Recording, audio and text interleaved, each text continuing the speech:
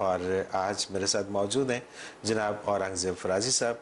औरंगज़ेब फराजी साहब बहुत सारी कुतुब के मुसन्निफ़ हैं, आप कॉलम निगार हैं, और आज हम कोरोना के हवाले से इनके पास हाज़िर हुए और उसके ऊपर करंट सूरत हाल पर बात करेंगे। लेकिन कुछ इंटरेस्टिंग चीज़ें हैं, मज़े की चीज़ें हैं और सीखने की चीज़ें। तो मैं चाहूँगा कि हम वो थोड़ा सा उनकी ज़िंदगी के हवाले से, क्योंकि मैंने अपने प्रोग्राम के आगाज़ में बताया था कि फराजी साहब जिन्होंने 40 से ज़ायद कुतुब लिखी और जिसमें से 10 प्रिंट भी हुई, शायरी करते हैं, कॉलम निगारी करते हैं, 16 साल की उम्र तक अपना नाम नहीं लिख सकते थे। तो ये बड़ी एक अजीब बात है, उसी के ऊपर बात हो रही थी। लेकिन फिर उसके बाद रोज़े क़यामत जो मैंने शुरू में जिक्र किया था उस पर भी बात करेंगे। फराजी साहब थोड़ा आगे चलिएगा। ये जो मैं अपनी ज़िंदगी की हिस्ट्री पे गुफ्तगू कर रहा हूँ, ये मैं 8 अरब इंसानों की ज़िंदगी की हिस्ट्री पे गुफ्तगू कर रहा हूँ, अपनी ज़ात पे नहीं कर रहा हूँ। बिल्कुल ठीक बात है। क्यों? बिल्कुल ऐसे ही है कि दुनिया में जो एजुकेशन का डिप्रेशन है, बिल्कुल सही बात। जो डिप्रेशन है उसका कोई आलम नहीं है। मैंने BA MA लोगों की एप्लीकेशनें लिखी हैं, तो मैंने ये सोचा कि ये तो इतने पढ़े हुए तो एप्लीकेशन नहीं लिख सकते। वाह वाह। मैंने BA MA पढ़े हुए लोगों की जाके बड़े लोगों से गुफ्तगू की और उनकी तरफ से बोला, वो बोल नहीं सकते। इसलिए मैं कहता हूँ ये खुदादाद चीज़ है। और मैं यहाँ पे एक बात ये बताता चलूँ कि उस दौर में मेरी ज़िंदगी में एक बात आ गई। अच्छा। कि ये दुनिया जो है ये सबसे बड़ा उस्ताद है, और लोगों को इस बात का इल्म नहीं है कि ये किस यूनिवर्सिटी से वाबस्ता है। दुनिया की सबसे बड़ी यूनिवर्सिटी जो है वो इंसान का ब्रेन है।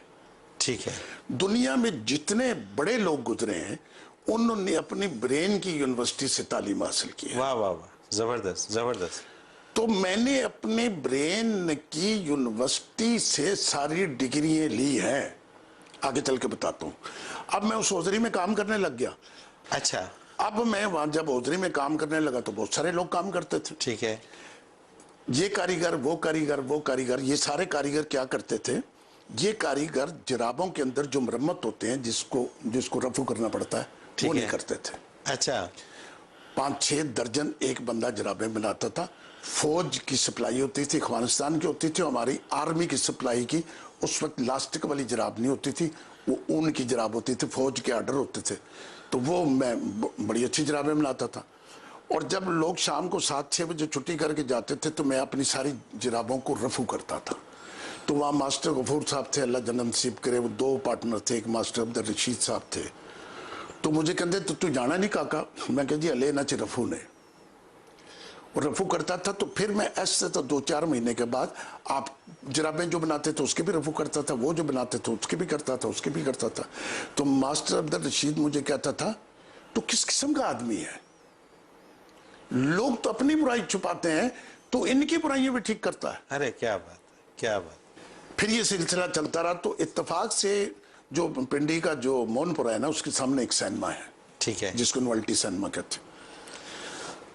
अब नोवेल्टी सिनेमा में मैं आपको ये बात बता दूं, पाकिस्तान के नाजरीन को ये बात पता नहीं होगी कि जब पाकिस्तान में शुरू में 55-56 में 57-58 में फिल्में लगा करती थी, तो हर फिल्म की कहानी बार बाबे बैठे हुए बेच रहे होते थे। अच्छा। एक छोटा सा किताबचा होता था जिसमें हीरो हीरोइन का सारा वो कहानी होती थी, पूरी कहानी, वो पूरा स्क्रिप्ट होता था, खुलासा होता था। ठीक है। और खुलासे के साथ साथ वो पोर्शन आते थे जहाँ पे एक गाना होता था, कहते ये रफ़ी का गाना, ये लता का गाना, ये वो फिर सारा गाना भी लिखा। ठीक है। ठीक है। और वो उस वक्त टके का एक वो मिलता था, यानी आधे आने का। अच्छा। 2 पैसे का। अच्छा। वो किताबचा मिलता था। ठीक है। आप यकीन करेंगे कि मेरी जिंदगी का सबसे बड़ा मिशन ये होता था कि मेरे पास जितने पैसे बचेंगे वो मैं किताब चलूंगा।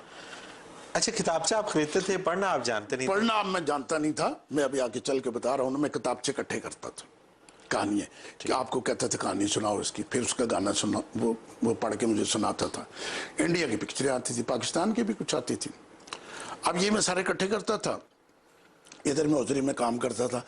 अब मेरे जहन में एक बात बेदार हुई। मेरे साथ एक लड़का काम करता था जो कराची में बहुत अमीर और कबीर हुआ, वो और एमचूम का लीडर था, वो गुलजार उसका नाम था, वो मेरे साथ काम करता था। अच्छा। उसी वो भी कारीगर था, मैं भी कारीगर था। वो जब चाय मंगाता था तो एक सिगरेट की डब्बी को फाड़ के उसके ऊपर लिखता था 1 गिलास चाय, नीचे लिखता था मोहम्मद गुलजार, उसके नीचे तारीख डालता था। ठीक है। जब वो ये तारीख डालता था और ये नाम लिखता था तो मुझे ऐसा लगता था जैसे उसने मेरे सर पे पत्थर मार दिया। आई सी। उस हम इधर एक होटल होता था साबर लंगड़े का, उसको होटल कहते थे। तो वो मुझे कहता था कि सारे लोग तो उधार चाय पीते हैं, हफ्ते बाद जुमेरात को पैसे देते हैं, और आप नगद क्यों चाय लेते हैं? टके की चाय थी। ठीक है। मैं उसको ये नहीं कहता था कि मुझे लिखना नहीं आता। अच्छा। वो तारें लटकी भी होती थी, तारों के बीच में वो डालता रहता था पर्चियां, और जुमेरात को वो 2 घंटे पहले से पर्चियां छाटनी शुरू कर देता सारी फैक्ट्रियों की, और जिस कारीगर की होती थी वो अपने पैसे देता लेता। मैंने गुलजार को कहा यार तू मुझे मेरा नाम लिखना सिखा दे। अच्छा। अब मेरी उम्र यानी दाढ़ी निकलने लगी थी। ठीक है, यानी कि 16 साल से ऊपर। वो उसने मुझे फिर मुझे लिख दिया, क्योंकि मुझे रंगा कहते थे औरंगजेब, उसने मुझे रंगा लिखना सिखा दिया। अच्छा। मैंने रंगा लिखना सीख लिया। उसके बाद मैंने कहा जी अच्छा 1 गिलास चाय का लिखना सिखा दो। उसने पहले मुझे गिलास लिखाया, फिर चाय लिखाई, फिर ये लिखाया, फिर तारीख। उस जमाने में लोग इंग्लिश में तारीख नहीं लिखते थे, उर्दू में लिखा करते थे। बिल्कुल। स्कूल में भी उर्दू ही पढ़ाई जाती थी। फिर मैं वो सीख किया, फिर मैं पर्ची देता था। पर्ची दे के तो मैं चाय मंगाता था। एक मंदिर के नीचे वो होटल था, वहां से ये देना शुरू किया। फिर भी मैं वो जो किताबचे खरीदता था, उन किताबचों के लिए मैंने पेंसिल ले ली। उस वक्त छापनर नहीं होता था, छुरी से गढ़ना पड़ता था। ठीक है। छुरी से गढ़ के रबड़ लेके फिर मैं उस किताब के अंदर जो कहानी होती थी वो सादे दूसरे कॉपी पे लिखना शुरू कर दी।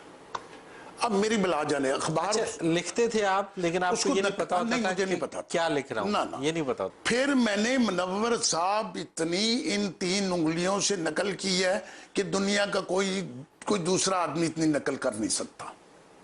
इतना लिखा आपने? इतना लिखा, यानी मैंने लाखों सफ़े लिखे। अच्छा, ये बड़ी अजीब बात है और ये बड़ी हैरत अंगेज बात है कि ये पता ना हो कि क्या लिख रहा हूँ और बंदा लिखता जाए। हाँ। और ये लिखना बड़ा मुश्किल होता है इस तरह से कि शक्ल याद होती जाती। फिर मुझे शक्ल याद हो गई। अब उसकी डेप्थ में आप जाए जरा। उन किताबचों के अंदर कहानी होती थी।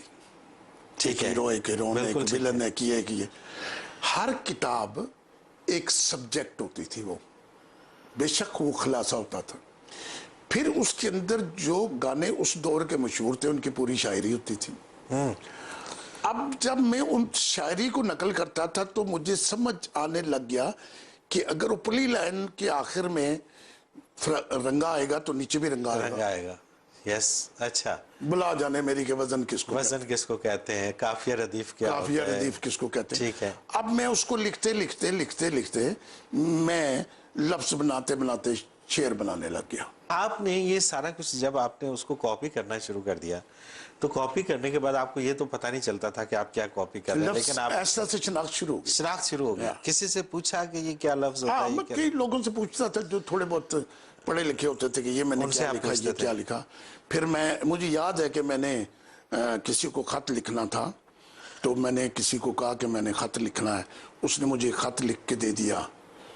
वो फिर उसको मैंने खत को 10 दफा, 20 दफा, 100 दफा, 500, 400 दफा लिखा। अच्छा। कि ये मैं खत लिखना आ जाए। असल में मुनव्वर साहब, जो मैं एक फिक्रा पहले कह चुका हूं ना आपको, ये कायनात है अल्लाह की मोहताज। बिल्कुल ठीक है, बिल्कुल सही। जिस आदमी ने अल्लाह की मोहताजगी कबूल कर ली, खुद कोई बंदा काबिल नहीं हो सकता। ठीक है। खुद कोई बंदा काबिल नहीं हो सकता। इसमें मेरी कहानी के अंदर जो सबसे अहम बात है वो ये है कि अनपढ़ लोगों ने इस कायनात के निज़ाम शमसी का हिसाब भी लगाया है।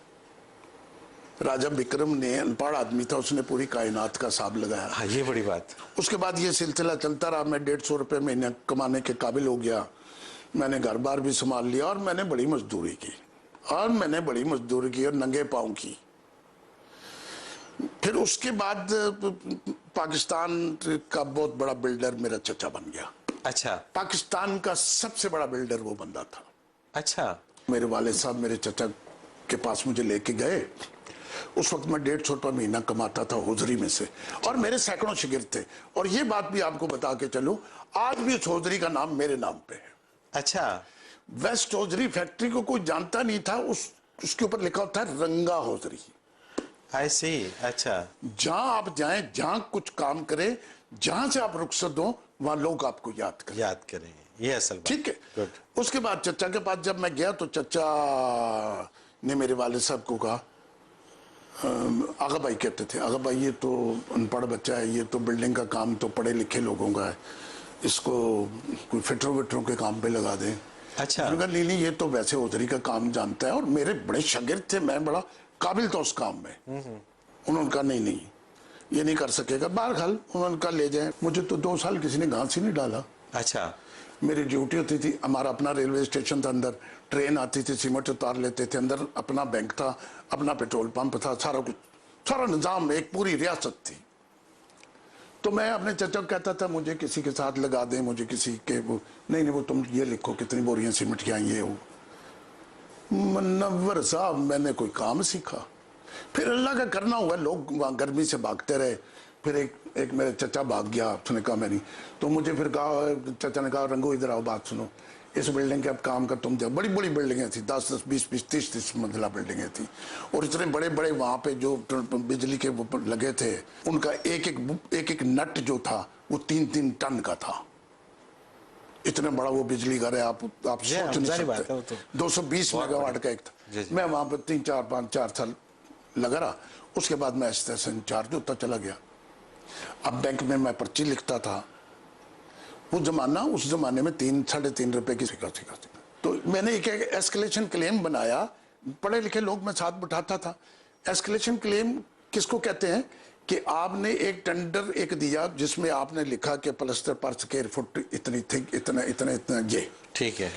अब चूंकि हमने टेंडर दिया 1964 या 65 में, अब जब हम 1971 में हम बात कर रहे हैं, तो उसमें जमीन और आसमान का रेट में फर्क पड़ गया।